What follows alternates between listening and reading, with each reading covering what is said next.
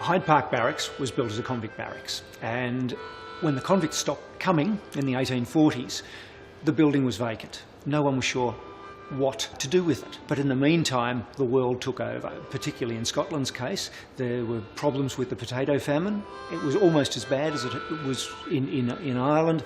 Cholera outbreaks, the second generation of clearances, the poor were being thrown off their land. Enormous social problems and social upheaval occurring in other parts of the world. And one of the answers was to send them somewhere else.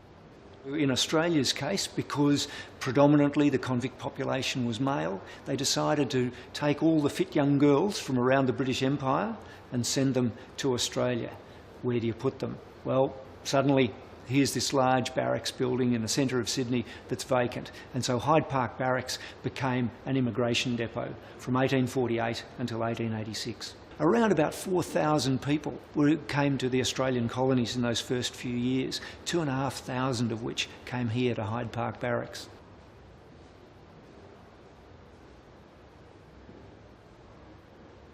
What they wanted to do was to gather up the poor girls out of the workhouses and send them across the world to somewhere that they might find employment and indeed husbands.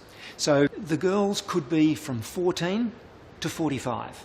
They considered 14 a marriageable age, and so a lot of these girls were barely in their teens, and they came out here in shiploads, sometimes 200 or 300 at a time, and their journey wasn't that much different to that undertaken by the convicts. They were at sea for up to 3 months at a time, sometimes even longer, 4 months, living in very cramped and crowded conditions on the ship. So yeah, it was a pretty hard existence. And they got here to New South Wales, and they were marched up from the coast to Hyde Park Barracks, and they lived here in pretty rough conditions, on hard iron beds, on fairly strict rations, and they were organised into messes just like the convicts had been. These were large dormitories, austere, cold in winter, hot in summer, cramped, and so they were packed in here, and they slept here, and indeed they spent most of their day here.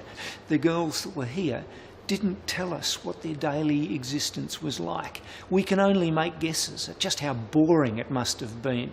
Mundane food, rigid hours of when you can be awake, when you can sleep, rigid hours about how much tuition you're allowed to take, how much you're going to learn about needlework and similar jobs like that. Limited number of visitors. So many of them would make their own fun. We've found evidence underneath the floorboards of this place that they were able to smuggle in or make sort of secret purchases of fruit.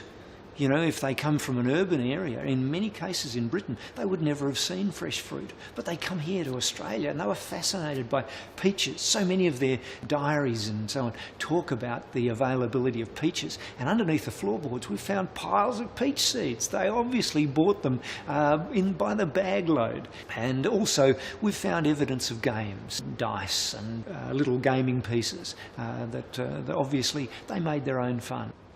If we were trying to look at a day in the life of an immigrant girl, then it began pretty early. They'd have to wake up, clean out their bedding, make everything orderly because they were going to be inspected. Then they were organised into groups of 6 or 8 to go and have a meal. And then the rest of their day would be structured around making themselves ready for the next hiring day, making sure their clothing was clean. They might have some instruction on needlework or domestic chores, but essentially they were getting ready to go out into the workforce. And then twice a week they'd have hiring days, and on hiring days there'd be an ad in the paper, and those who had applied for a female domestic servant would come and be given a number of girls to interview, and they'd take the ones that they wanted if they were found acceptable, and they'd go from Sydney off into the bush. Could be to some remote outstation where they'd definitely be the only European woman for hundreds of kilometres in any direction.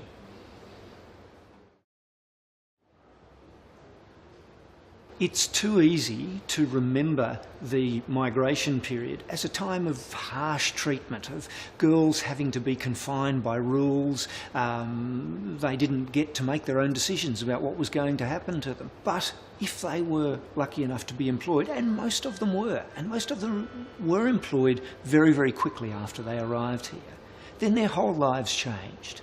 It could be a lottery. They could be employed by some sort of ogre who gave them all kinds of horrible things to do. But in most cases, we find these domestic servants marrying the people that they're working for and becoming part of the landed gentry of Australia. And generations later, their children are investigating those family stories, and they're coming back here to Hyde Park Barracks to learn about where that story began.